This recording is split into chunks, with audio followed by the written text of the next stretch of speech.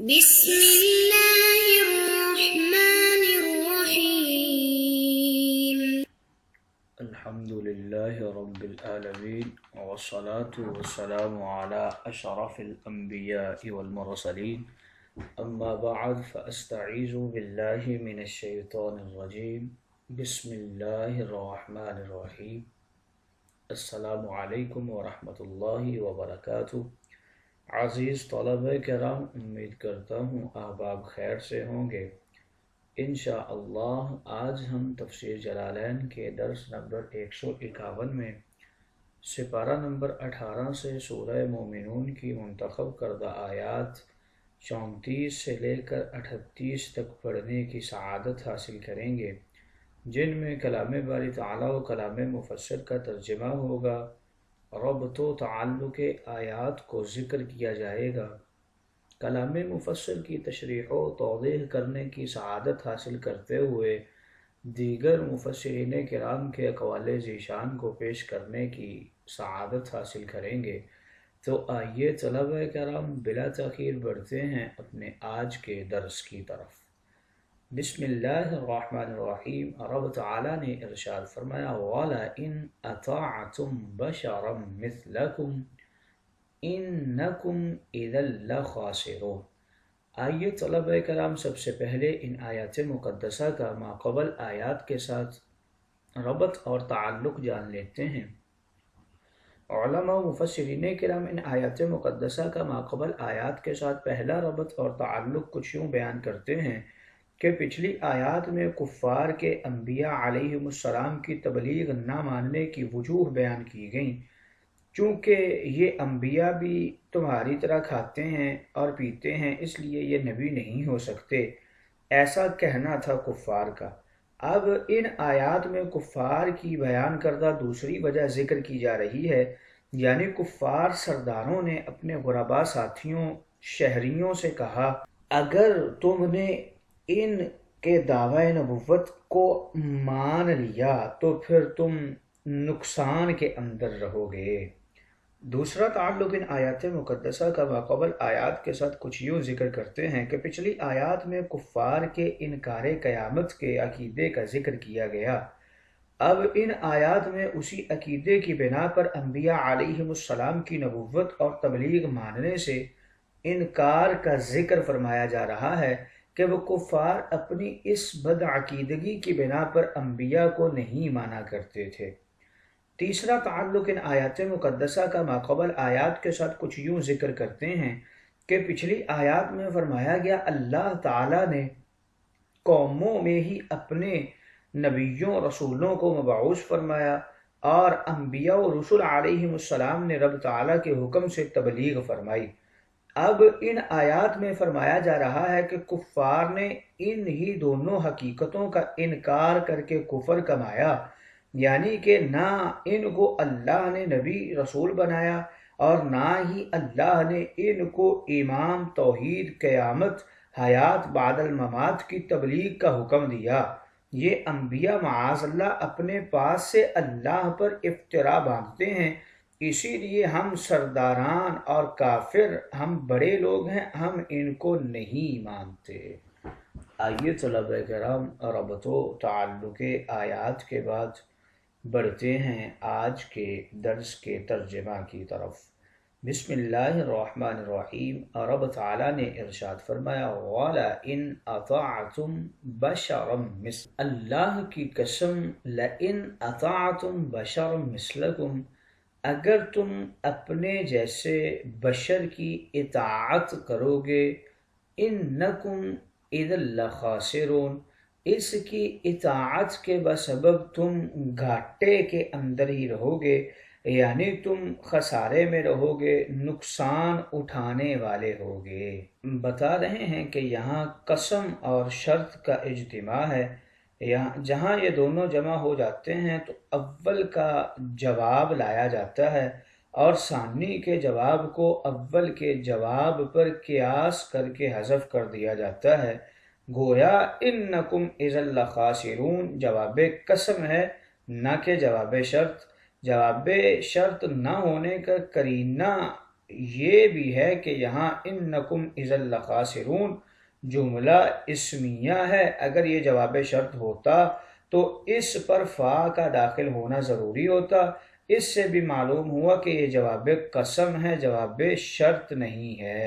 اَیَعِدُکُمْ أَنَّکُمْ اِذَا مِتْتُمْ وَكُنْتُمْ تُرَابًا وَعِظَامًا أَنَّکُمْ مُخْرَجُونَ، کیا یہ شخص تم سے یہ کہتا ہے کہ جب تم مر جاؤ گے اور مٹی اور ہڈیاں ہو جاؤ گے تو تم پھر سے نکالے جاؤ گے؟ مخرجون کے حوالے سے بتا رہے ہیں کہ مخرجون انکم جو پہلا ہے اس کی خبر ہے، اور ثانی انکم یہ پہلے انکم کی تاکید واقع ہو رہا ہے۔ ان کے اسم اور اس کی خبر کے درمیان طویل فاصلہ ہونے کی وجہ سے ہیہات ہیہات لما توعدون، بہت ہی بعید ہے وہ بات جو تم سے کہی جاتی ہے، یعنی قبروں سے نکالنے کی بات جو تم سے کری جا رہی ہے، یہ تو ناممکن سی بات ہے۔ بتا رہے ہیں کہ لام زائدہ ہے یا پھر لام یہ بیان کے لیے یہاں پر ذکر کیا گیا ہے، اور ہیہات یہ اسم فعل ماضی ہے اور مصدر کے معنی میں ہے، اور بعودہ اس کا معنی ہوا کرتا ہے، یعنی بہت بعید ہے، بڑی دور کی بات ہے۔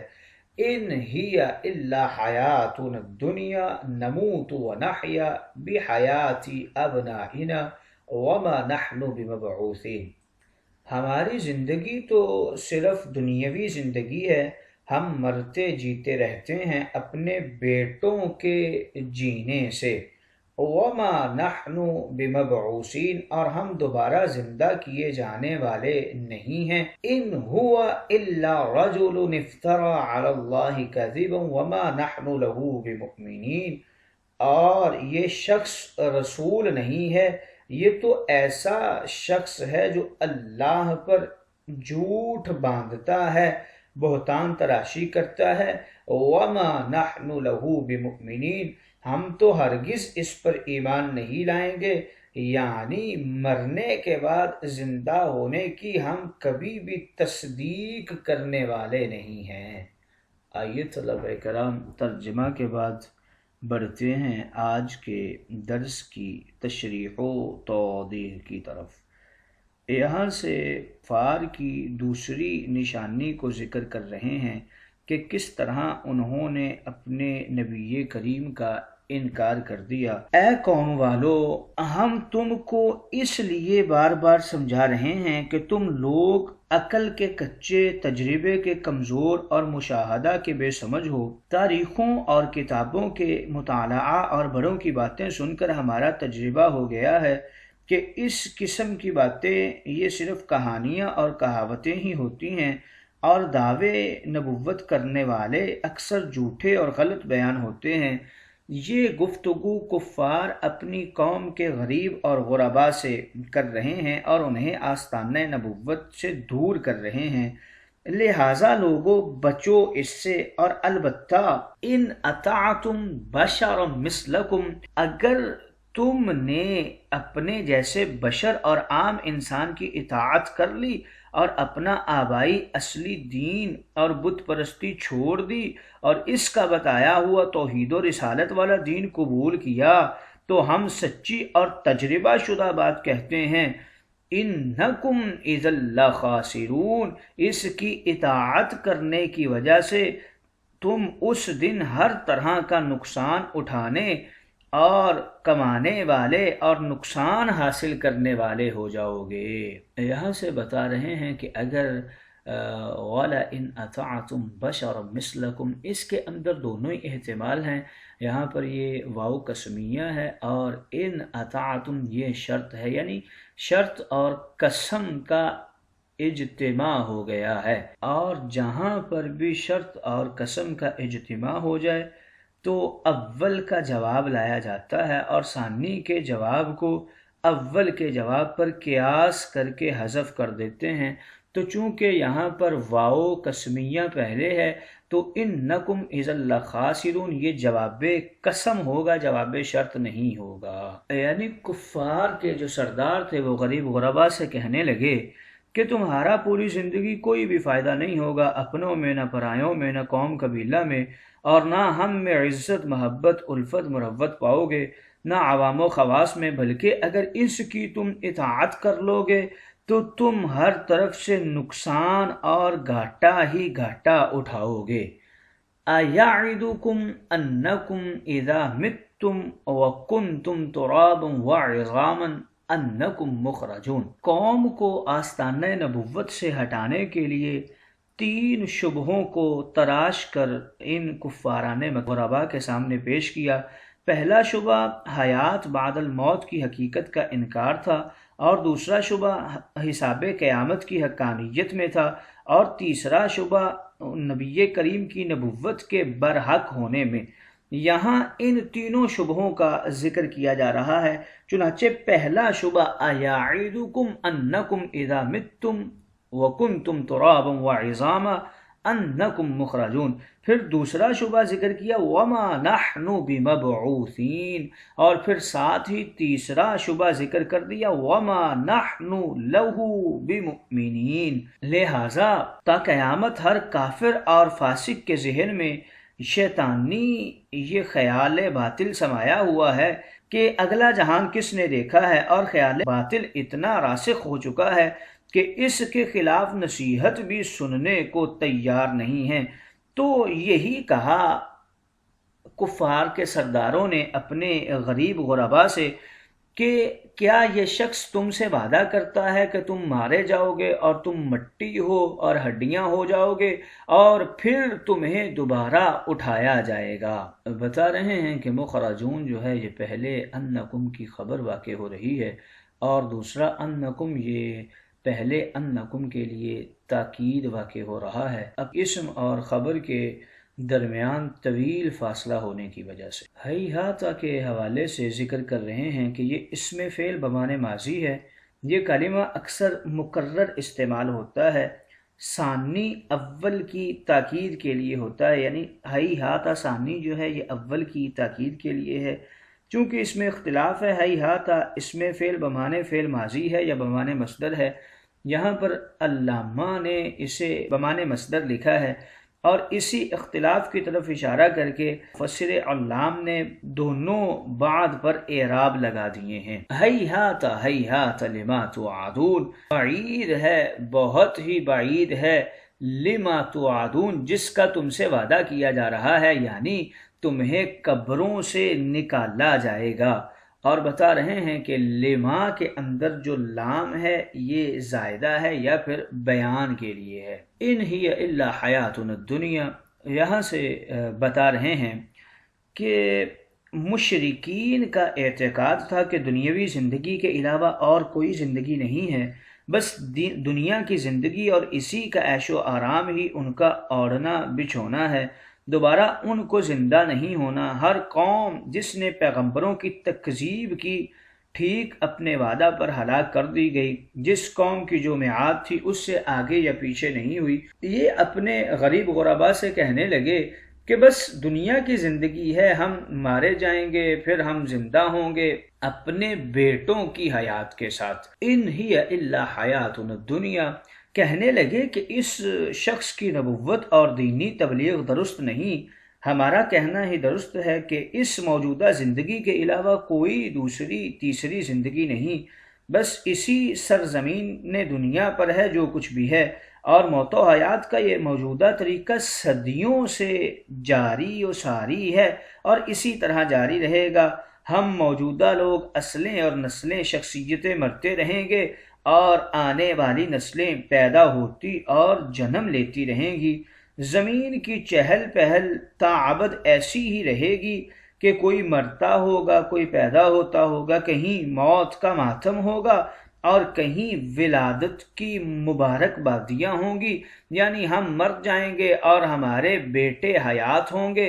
وما نحن بمبعوثین، اور یہ بات ذہن میں رکھو، ہم کبھی بھی دوبارہ نہیں اٹھائے جائیں گے، یعنی موت کے بعد جو اٹھنا ہے۔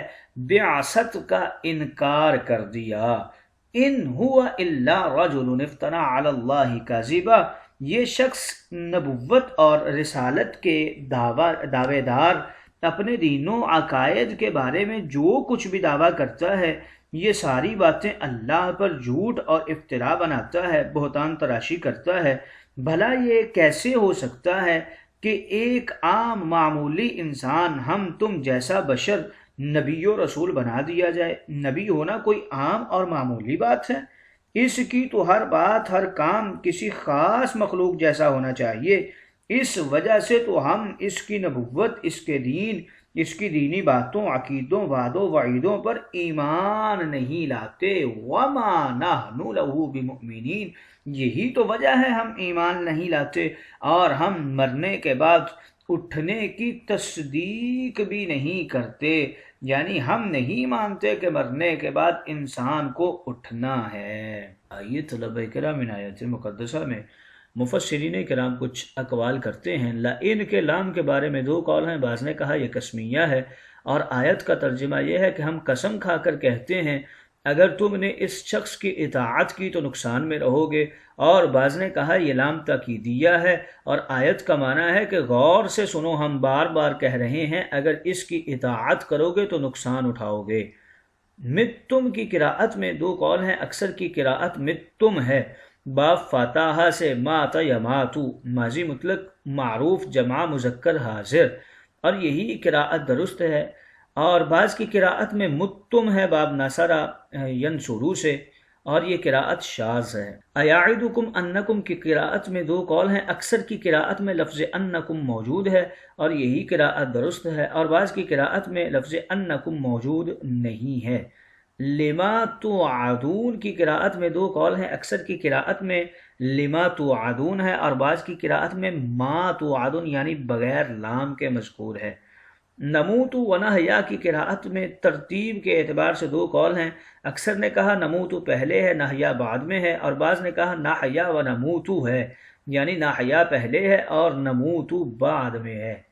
نحیا اور نموت کے معنی کے اندر تین قول ہیں، اکثر نے فرمایا اس کا ترجمہ ہم میں کچھ مرتے ہیں، کچھ مولود پیدا ہوتے ہیں، اور یہی ترجمہ درست ہے، اور بعض نے کہا اس کا معنی ہے ہم پہلے نہ تھے پھر نحیا زندہ ہوئے اور پھر مر کر ختم ہو جائیں گے، یعنی پہلے بھی فنا تھی، بعد موت، پھر مر کر فنا ہو جائیں گے۔ اور بعض نے کہا اس کا معنی ہم موجودہ لوگ نموت مرتے جائیں گے اور ہمارے بعد ہماری نسل اولاد چلتی جائے گی جس سے ہمارا نام زندہ ہوگا، اور نحیا گویا ہم زندہ ہی زندہ رہیں گے، کیونکہ اولاد کی زندگی آباء و اجداد کی حیات ہوا کرتی ہے، پھر ان کے بعد ان کی نسل ہمیشہ ایسا ہی ہوتا رہے گا۔